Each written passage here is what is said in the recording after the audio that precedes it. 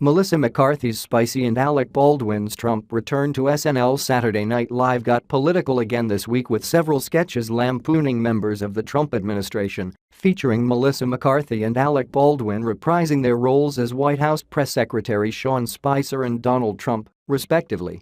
After her much-talked-about debut as Spicer last Saturday, McCarthy delivered a performance that arguably beat the original. And the Alec Baldwin returned for hosting duties, his record 17th time, more than anyone else in the 42-year history of the sketch comedy staple. In the show's cold open, which you can watch in the video above, the SNL producers answered the prayers of McCarthy fans. Setting the scene at a White House press briefing, Spicy was back at the presidential podium. "I'm calm now, and I will remain calm," Spicer says. "This is a new Spicy." McCarthy's Spicer pulls out a gigantic piece of gum, unwraps it, rolls it up and uses both hands to stuff it into his mouth, laboriously chewing. When asked by a reporter about President Trump's plans now that an appeals court has put his travel ban on hold, Spicer dismisses the question, soon afterwards saying, "Don't F with me, Glenn," to the New York Times Glenn Thrush, Bobby Moynihan. In a dig at what some Trump critics call an underlying racism behind some policies, Spicer pulls out dolls to demonstrate how extreme vetting of refugees and travelers would work. Showing to Barbie, symbolic of a nice American girl, Spicer says, "We know she's okay because she's blonde." Then out comes Mona, a doll of one of Disney's latest characters, a teenage Polynesian girl with noticeably darker skin than the Barbie doll. "Oh," says McCarthy's Spicer, "slow your roll, honey." The doll pats Mona down. "And then we're going to read her emails, and if we don't like the answers, which we won't, boom, Guantanamo Bay."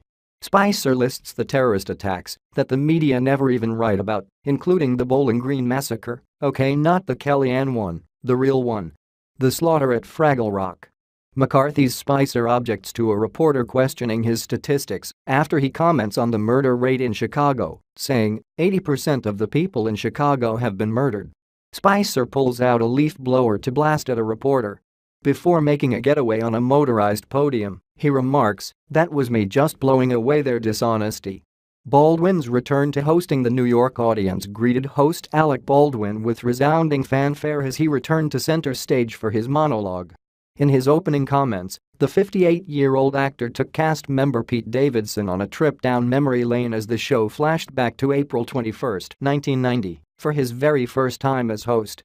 "I can't believe that's you, I mean you were so handsome," Davidson says. "You should have been in movies." "I've been in movies," countered Baldwin, adding that he has a new one coming out. "That's animation so they can't see you, very smart," Davidson says. Baldwin even reflected on the classic NPR parody, The Delicious Dish, where he introduced his character Pete's sweaty balls to the NPR ladies.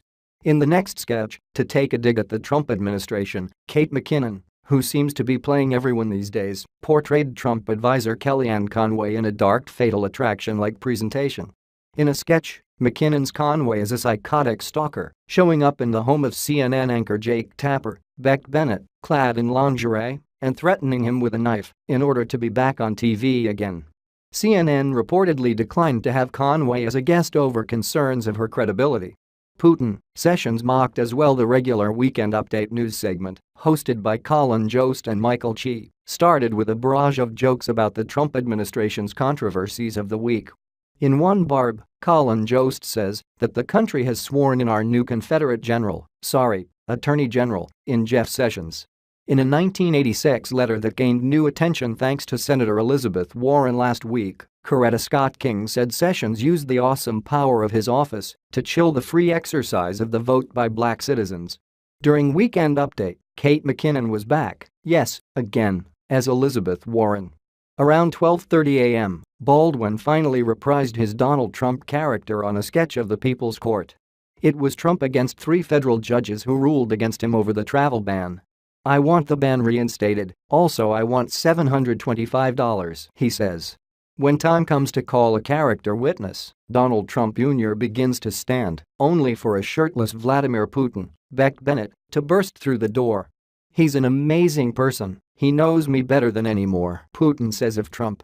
The final Trump reference was a video featuring Leslie Jones, an African-American woman, trying her skills impersonating Donald Trump, only for showhead Lorne Michaels to tell her it's a no-go.